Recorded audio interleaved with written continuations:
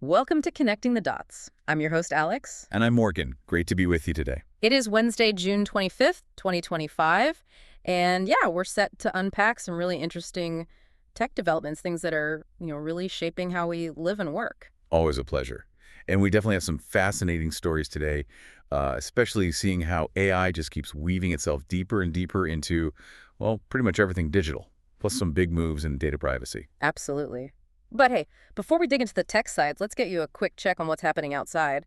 If you're here with us in Sacramento, beautiful day ahead.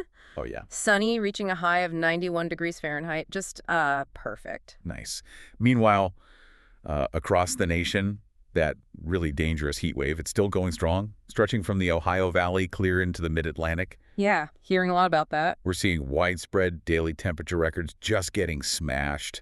The biggest heat impact looks like it'll be through Thursday, maybe into Friday for parts of the Ohio Valley. Stay cool out there, folks. Definitely. And then kind of the opposite situation over in New Mexico and West Texas. They're getting hit with heavy rain, flash flooding. It's that monsoonal moisture kicking in. So yeah, if you're in those areas, please be careful. Stay safe. Absolutely. Okay, and just a quick glance at the markets from yesterday before we jump into our main stories. The Dow Jones, it took a little dip, closed down 0.16%. That's about, 70 points? Finished at 43,059.53. Yeah. But, you zoom out just a little bit, look at the week, still up a pretty healthy 1.80%. So nothing too alarming there. Right. Perspective is key. And the S&P 500, it had a modest daily gain, up 0.04%. Tiny. Just 2.7 points, yeah. Closed at 6,106.4. But again, strong weekly performance there, too, up 1.71%. So a bit mixed day-to-day, like you said, but the overall weekly trend still pretty positive for the broader market. Exactly. Seems like the momentum's holding for now. And Bitcoin. Now, that had a notable day. Always interesting. Jumped 1.60%, added over, $1,795, closing at $107,797.20. And for the week, it's up a solid 2.11%. Crypto just keeps buzzing along, doesn't it? It really does. It consistently shows that resilience, and keeps attracting investor interest. Seems like it's definitely not just a passing fad. Seems that way. Okay, let's connect the dots. Time to move from the markets to what we're really here for today. The top tech news. We pull this from our internal Snarful Tech article report. We just call it the Morning Star. Catchy. Right. So our first story takes us into the world of online dating. Bumble, the big dating app giant, is making some pretty significant business moves. That's right. Bumble's doing a pretty substantial restructuring. The plan is to cut about 30% of their workforce. 30%? Wow. Yeah, it works out to around 350 employees. Yeah. But look, this isn't just about, cutting costs randomly. It seems like a very strategic shift. It's being led by their new CEO, Lydia Jones. Okay. And the goal, they say, is to save about $40 million a year. Money they plan to reinvest directly into developing new products in tech. 350 people. That's a really significant chunk for a company like Bumble. And this is Lydia Jones's first big move, right? She just took over in January. Yeah, from the co-founder, Whitney Wolfe Herd. Right. And she actually said the company was not the right size or structure, wants a leaner, more agile, and more efficient company. That's a bold statement right out of the gate, especially considering their recent financials. It absolutely is. And yeah, about those financials, Bumble did report a surprise loss in Q4 2023, missed what the analysts were expecting. Right. But, it's important to see the bigger picture, too. Their total paying users actually went up, hit 4 million, which is up from 3.4 million the year before. Okay, so user growth is still there? Yeah, and their overall 2023 revenue actually hit $1 billion, and they significantly cut their losses compared to the year before that. So despite that quarterly hiccup, the core business is growing in some key ways. But clearly, profitability and efficiency are the big focus now. So where's that $40 million actually going? I mean, if they just posted a loss, how easy is it to really put that cash effectively back into new product development? What are the risks there? That's the $1 million question, isn't it? Or, the $40 million question. Right. They're saying they want to relaunch the main Bumble app itself and revamp their premium subscriptions. Okay. And a big part of that involves prioritizing AI and safety features, which, let's face it, are becoming absolutely critical for user trust, for engagement. Yeah. Basically everything in online dating now. Yeah, you need people to feel safe. Exactly. The challenge, though, is making sure those investments actually work, that they resonate with users, make Bumble stand out in what is, a fiercely competitive market. No kidding. You see things like Tinder rolling out $500 a month tiers. Right. The pressure to innovate, especially on the premium side, is just immense. You've got to offer real value. Yeah, suddenly Bumble's $20 a week or $40 a month premium seems, well, almost reasonable in comparison, doesn't it? It does. And this whole layoff thing, it's not just Bumble, is it? We've been seeing this across the tech sector lately. Does this kind of signal a real shift away from that old growth at all costs mindset? I think it absolutely does. Yeah. Yeah, this move by Bumble fits right into that broader trend we've seen this year. Yeah.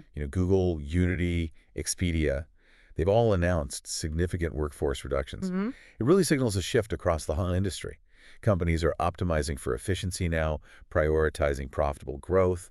They're strategically moving resources into those high-growth, high-return areas. And right now, that often means AI. So less about just grabbing user numbers, more about sustainable, impactful innovation. Exactly. That seems to be the playbook now. So let's break this down. What does this all mean for you listening right now?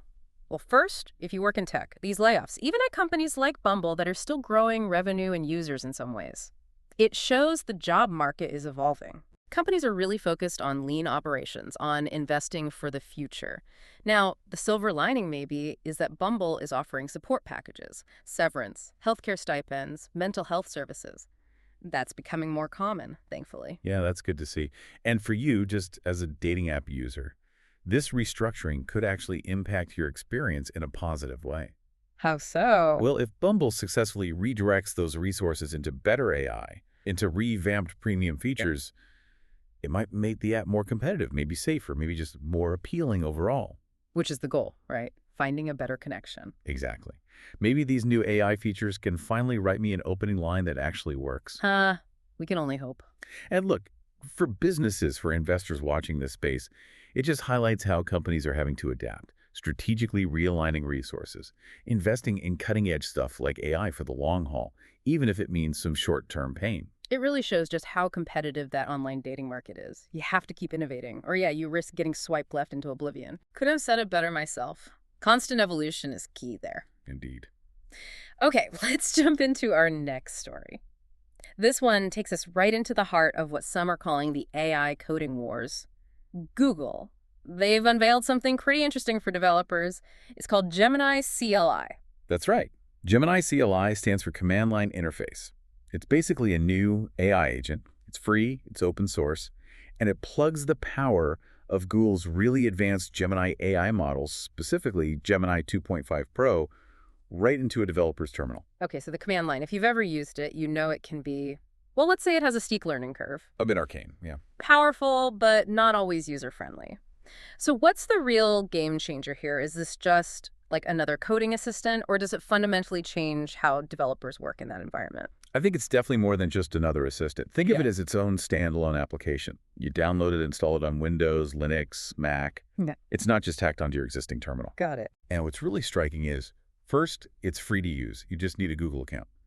And second, the usage limits are incredibly generous, like 60 requests per minute or up to 1,000 requests a day. 1,000? Wow. Yeah, Google apparently said that's double their highest internal usage, which signals they really, really want developers to get their hands on this.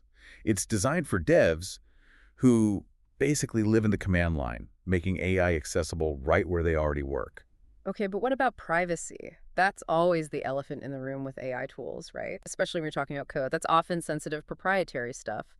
Does running locally really cover all the bases, or are there maybe some hidden catches developers should watch out for? That's a super critical point, and looks like Google has prioritized it. Gemini CLI runs locally on your machine. Okay. So your sensitive code, your data, it's not just automatically getting sent off to the cloud somewhere. It needs explicit prompts from you for actions like downloading files, running commands.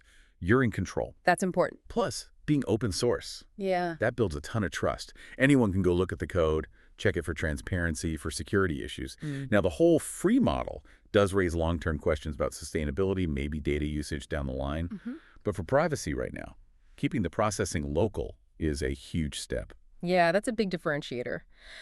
So it's not just for coding help then. I heard it can do some other pretty wild things like generating images, even videos. What does that mean for like creative development? beyond just writing code. Oh, yeah. It goes way beyond just coding assistance. Yeah. Understand code, handling files, running stuff. Gemini CLI can do incredibly diverse tasks. Like what? Think content generation, solving complex problems, and yes, even creating images using Google's imaging model, or videos using their VO product, all straight from the command line. Seriously, from the command line? Yeah, imagine typing a text prompt, and boom, there's a video of a cat on a plane right in your terminal. That's amazing. It means AI isn't just a tool for coders anymore. It's potentially a creative partner for anyone comfortable working in that terminal environment. Okay, this genuinely feels like a significant shot fired in the AI coding wars, as you called them. Does this push us towards, I don't know, like a monoculture in coding, where everyone relies on the same AI, maybe leading to less diverse solutions? That's a really fascinating and important question to ask. I mean, this move directly challenges tools like OpenAI's Codex CLI. Google's offering a high-volume pipeline to its top-tier model, basically for free, initially at least. Aggressive. Very aggressive. They're clearly trying to embed their AI across the entire software development lifecycle. And while, yes, it could boost efficiency massively, that monoculture concern is real. Will AI-generated code start looking too similar? It definitely signals an acceleration in AI integration everywhere, and it fuels these new trends, like people talk about vibe coding, where the AI kind of intuitively helps you create. So, bringing it back to the listener, why does this matter to you? Well, if you're a tech professional, especially a developer, this tool could seriously revolutionize your workflow. Oh, absolutely. Automate tedious tasks, lower the barrier to getting advanced AI help. It's really about working smarter, not just harder. And thinking bigger picture for the future of innovation. This aggressive move from Google just signals how intense the AI competition is getting, the pace of AI integration. It's only going to speed up across all software development, leading to totally new ways of creating, new ways of interacting with tech. Yeah. And that monoculture question, that's something we really need to keep an eye on. Will AI encourage unique solutions, or will things kind of converge on just a few best patterns? Interesting times. Definitely. And hey, even if you're not a developer, even for everyday consumers, these advancements, they trickle down. They'll indirectly lead to smarter apps, more efficient services, maybe even more personalized digital experiences for you down the road. The tools developers use today literally build the apps you'll use tomorrow. So yeah, very exciting development. It really is. Okay, let's shift gears one more time. Our final story today touches on something absolutely fundamental. Data privacy. We're talking about Zama. They're a Paris-based cryptography firm making some truly monumental strides. They're working on unlocking real data privacy with something called fully homomorphic encryption, FHE. Yeah, this is genuinely one of those holy grail technologies in cryptography. And Zama, they just successfully raised a very impressive $73 million in Series A funding. 73 million, wow. Yeah, puts their valuation somewhere near $400 million. Right. And their whole mission is to develop and commercialize this FHE technology, specifically aiming it at blockchain and AI applications. Okay, FHE. Sounds super complex, but Holy Grail makes it sound really important. Can you break down what it actually does? Why is it so revolutionary? Okay, imagine this. You need to process some really sensitive information, maybe your financial records, maybe health data.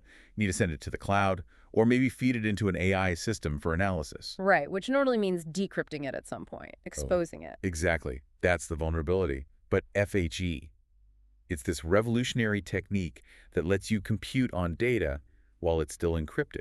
Wait, compute on the encrypted data without decrypting it first. Precisely. It never needs to be decrypted at any point during the processing. This completely eliminates that vulnerability window. It's like performing surgery inside a locked box without ever opening the box. That sounds, yeah, like sci-fi. Okay, if it's that amazing, why aren't we all using it right now? What's been the holdup? The holdup has always been basically speed and complexity. FHE is incredibly computationally intensive. Historically, it's just been way too slow to be practical for most commercial uses. Okay, too slow. But Zama had a breakthrough back in 2019. They managed to achieve something like 100x speed improvement. Yeah. And that suddenly made it viable, commercially feasible for certain applications, especially in areas like blockchain, where maybe transaction speeds are already a bit slower or where absolute confidentiality is just paramount. Okay, 100x speed up makes it viable. And you mentioned who's investing. Co-founders of Solana, Ethereum, major VCs.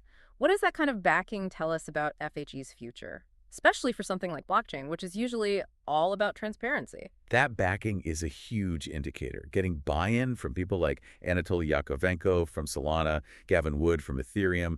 These are the architects of major decentralized systems. Right. They know the challenges. Exactly. Their investment signals massive confidence not just in Zama's tech, but in FHE's potential to solve some of blockchain's deepest privacy problems. They understand the desperate need for true on-chain privacy, which is really hard to achieve otherwise. It's a massive vote of confidence. And Zana's actually doing this now. They have real-world applications, not just lab experiments. Oh yeah, they've been very active. They've already open-sourced 4 different FHE libraries.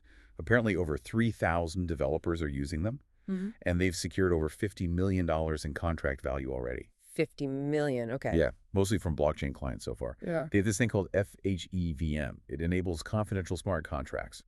Basically, it lets data on the blockchain stay end-to-end encrypted even while it's being processed by a smart contract. That addresses a huge privacy gap in blockchain where normally everything is public. This really does sound like a potential game changer for just personal data security. How could this fundamentally change how we think about privacy online? It really could. For your personal data security, FHE holds immense potential. Think about protecting your most sensitive stuff, financial records, health data, private messages when it's being handled by third parties, cloud services, AI systems, public blockchains. FHE drastically cuts the risk of data breaches, making your data usable. Because even if someone got unauthorized access, the data is still encrypted, still unreadable garbage to them. We could move from relying on privacy through policy, hoping companies do the right thing, to privacy by mathematical guarantee. So it's less about trusting the company policy and more about trusting the math. How might that ripple out into industries that handle super sensitive data, like healthcare or finance? Precisely. For those industries, this could unlock incredible potential. Think healthcare, finance, government, sectors with really strict privacy rules. They could finally leverage their huge data sets for insights for new services without compromising user privacy. Give me an example. Imagine medical research using encrypted patient data from multiple hospitals, or banks analyzing encrypted transaction patterns to spot fraud without ever seeing individual customer details. Things that are really hard or impossible today. That is huge. Okay, connecting this to the bigger picture then. What does FHE mean for digital trust overall?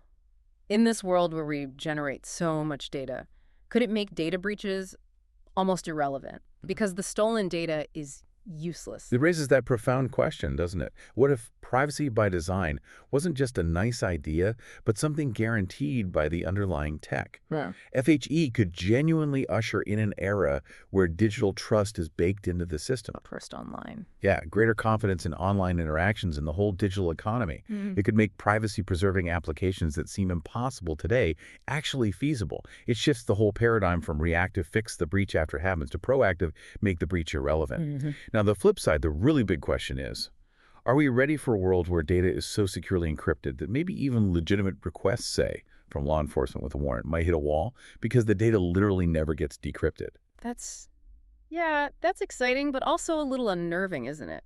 That sci-fi vision of truly private digital life is getting closer. It's not just some cool crypto trick. It has really profound implications for how we protect ourselves online, how we build a secure data future. Definitely one to watch. Absolutely. The future of data privacy. It really leans heavily on advancements like this. And the impact goes way beyond just personal security. And that just about brings us to the end of today's Connecting of the Dots. We've covered some really fascinating ground, haven't we? We really have. From Bumble's strategic pivot towards efficiency and reinvesting in tech, To Google's potentially game-changing AI tool for developers, Gemini CLI. and finishing with Zama's huge strides in privacy-preserving encryption with FHE. And all these headlines, they might seem diverse, but they collectively connect back to impact real people. They impact your job, potentially. They impact your digital privacy. And they impact the sheer speed of innovation happening everywhere. Yeah, it's really about seeing how these big picture tech shifts ripple outwards, affecting your daily life, affecting the future that's being built right now. As we watch companies redefine efficiency, as we see technology like FHE redefine privacy, the big question really becomes, are we building a digital world that's inherently more secure? Or are we just building one that forces us to constantly redefine what privacy even means and who ultimately holds the keys to our data? Lots to think about. Absolutely. Well, that's our time for today. We're here to help at Snarful, so reach out on our website if you have any more questions.